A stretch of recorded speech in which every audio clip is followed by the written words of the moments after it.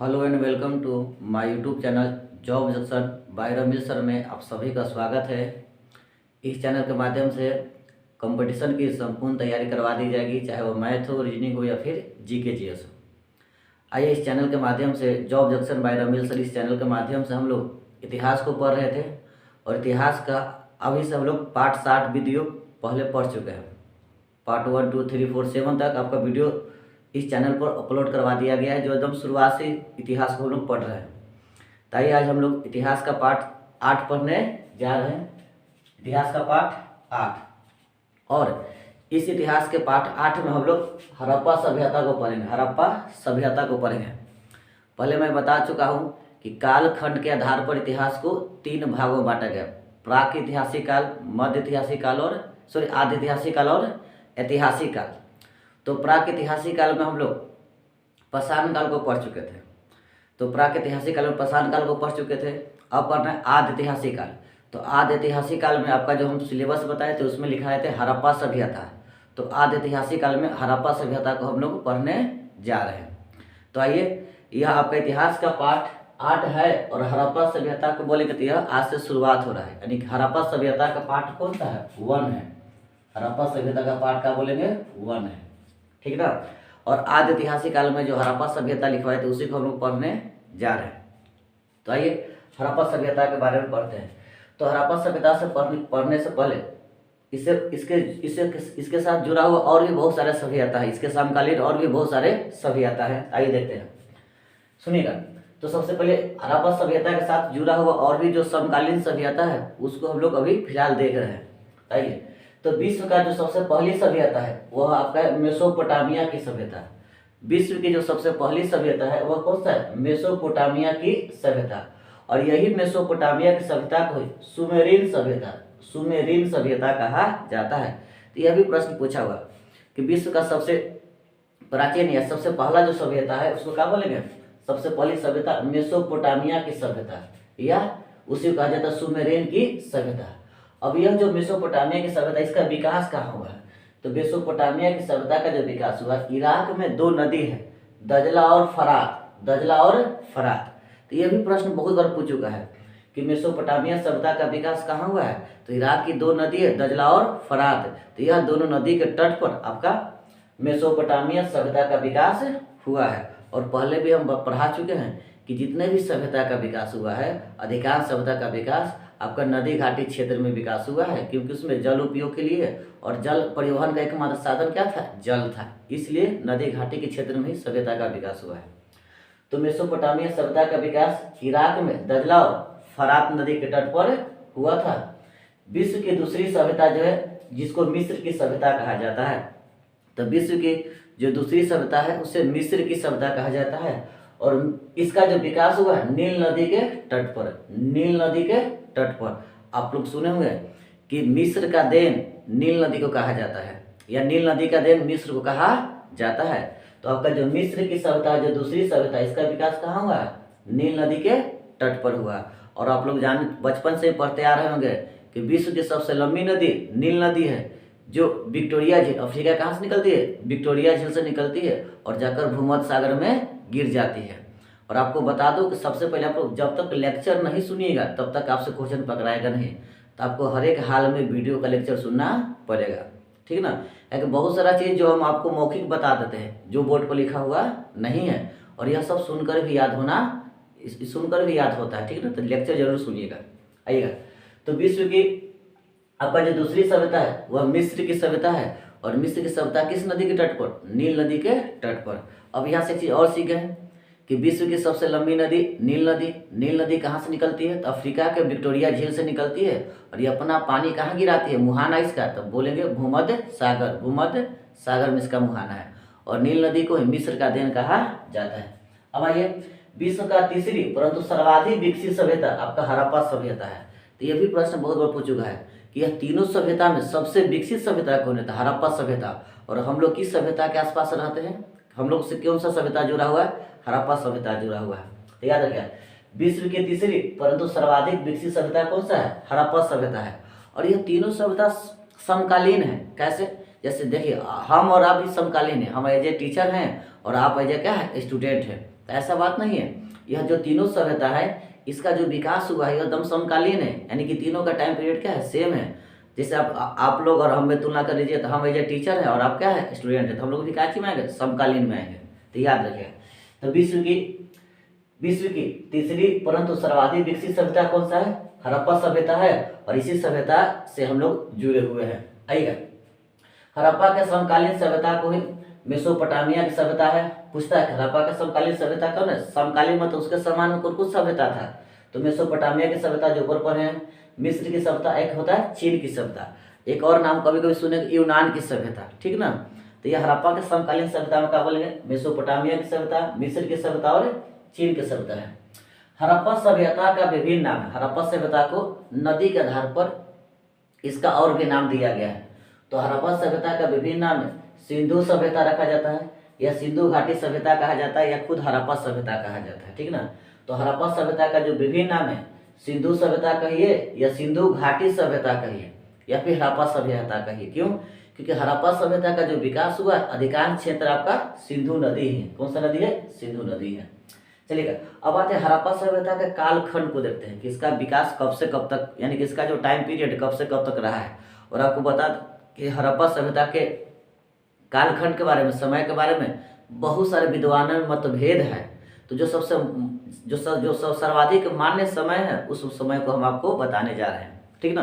आखिर हड़प्पा सभ्यता का जो विकास हुआ है यह कब से कब तक रहा है।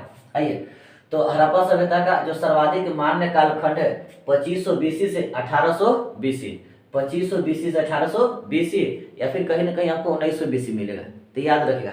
तो यह प्रश्न पूछेगा आपको कि हड़प्पा सभ्यता का आपका जो मान्य कालखंड कौन सा है, तो 2500 बीसी से 1800 बीसी। चलिए, यह उतना नहीं पूछता है, ठीक नहीं, उतना डेट वगैरह नहीं पूछता है। अब आते हैं, तो अभी पहले भी कह चुके हैं कि हड़प्पा सभ्यता के जो कालखंड है इसके बारे में बहुत सारा विद्वानों का आपसी में मतभेद है। तो सर्वाधिक जो मान्य जो कालखंड है वो 2500 बीसी से 1800 बीसी। लेकिन कार्बन 14 क्या बतलाता है, कार्बन डेटिंग क्या बतलाता है कि 2300 बीसी से 1700 बीसी। आप लोग सुने होंगे, पढ़े भी होंगे कि जीवाश्म का उम्र का पता कौन लगाता है, कार्बन डेटिंग। जैसे पृथ्वी के आंतरिक परत में जो भी जीव जंतु पेड़ पौधा वगैरह दब गया है, सड़ गया है, गल गया है या मर गया है, उसके उम्र की पता कौन लगाता है, कार्बन 14, जिसको कार्बन डेटिंग कहा जाता है। तो कार्बन डेटिंग जो है, कार्बन 14 जो है हड़प्पा सभ्यता को क्या बतलाया है, टाइम पीरियड 2300 बीसी से 1700 बीसी। अब आइए और विद्वानों को देखते हैं और लोग क्या क्या इसका टाइम पीरियड बताए हैं।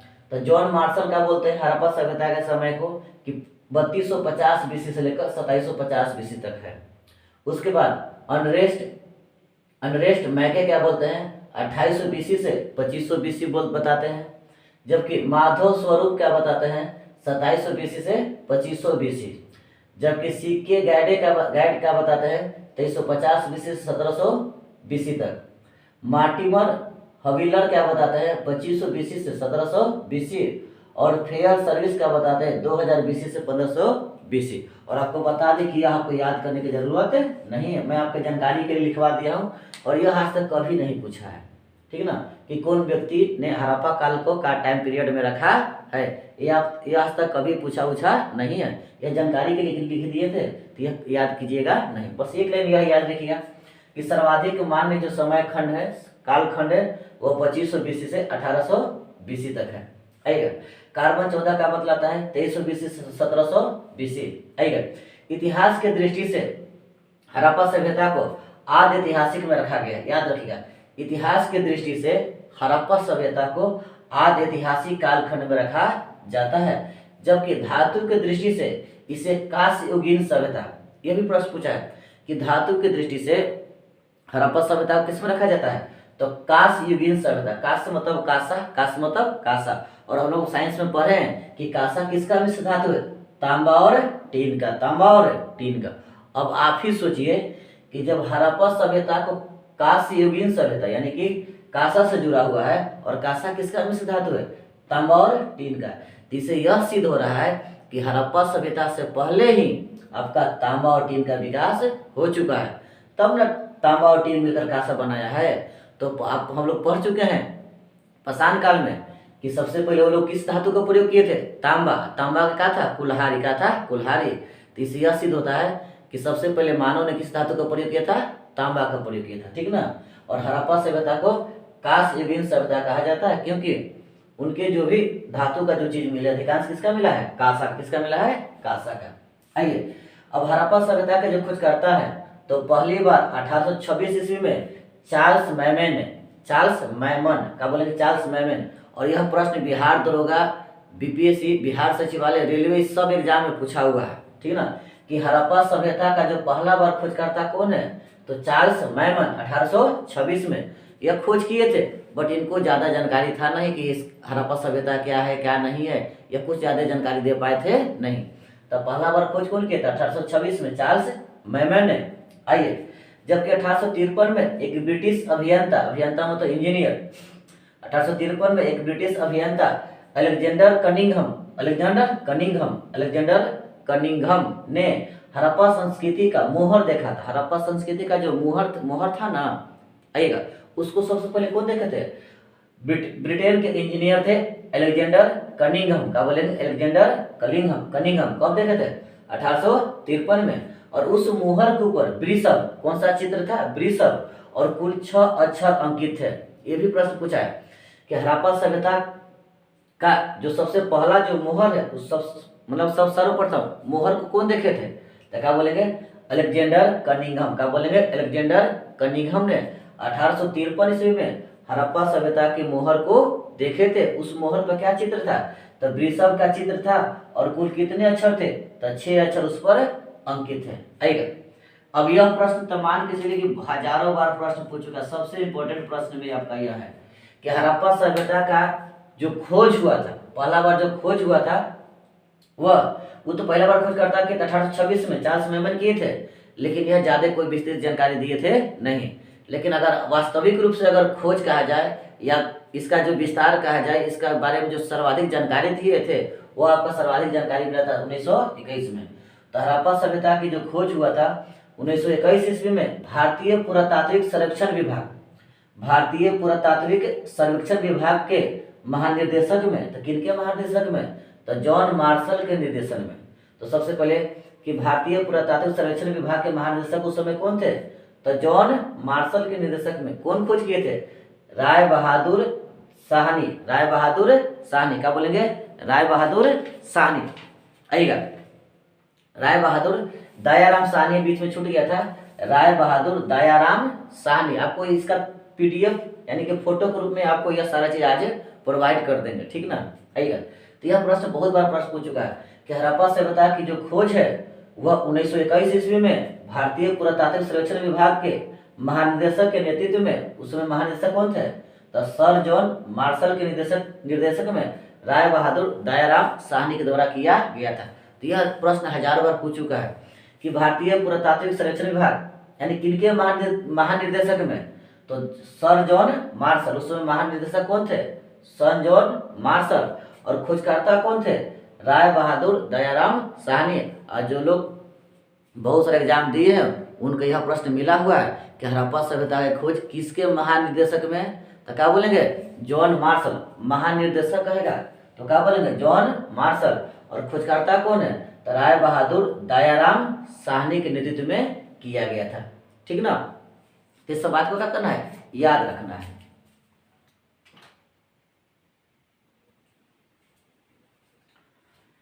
चलिए अब आइए हड़प्पा सभ्यता का हम लोग भौगोलिक विस्तार को देखने जा रहे हैं, ठीक ना। चलिए अब हम लोग पढ़ते हड़प्पा सभ्यता का भौगोलिक विस्तार, यानी कि हड़प्पा सभ्यता का जो विकास हुआ था वह फिर किन किन देशों में हुआ था। तो थोड़ा सा भारत के मैप को दिखाते हैं आपको। हालांकि हमको तो मैप पढ़ने आता भी नहीं है, लेकिन आपको ऐसे ही दिखा दे रहे हैं।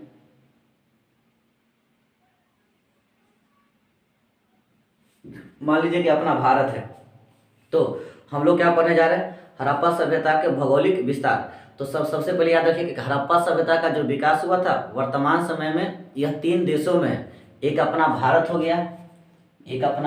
गया, यहाँ पर पाकिस्तान है,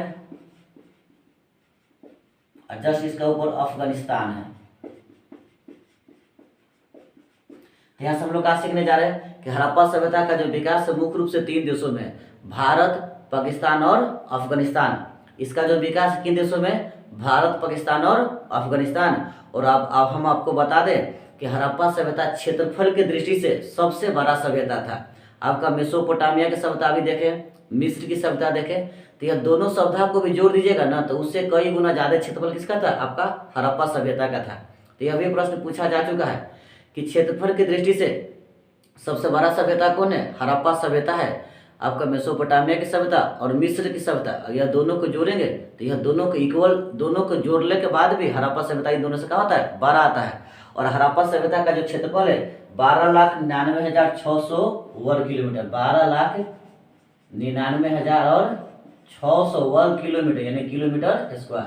यानी कि हड़प्पा सभ्यता का जो क्षेत्रफल है कितना है, 12,99,600 वर्ग किलोमीटर। और यह सभ्यता मेसोपोटामिया की सभ्यता और मिस्र के सभ्यता के क्षेत्रफल के योग से भी बड़ा है।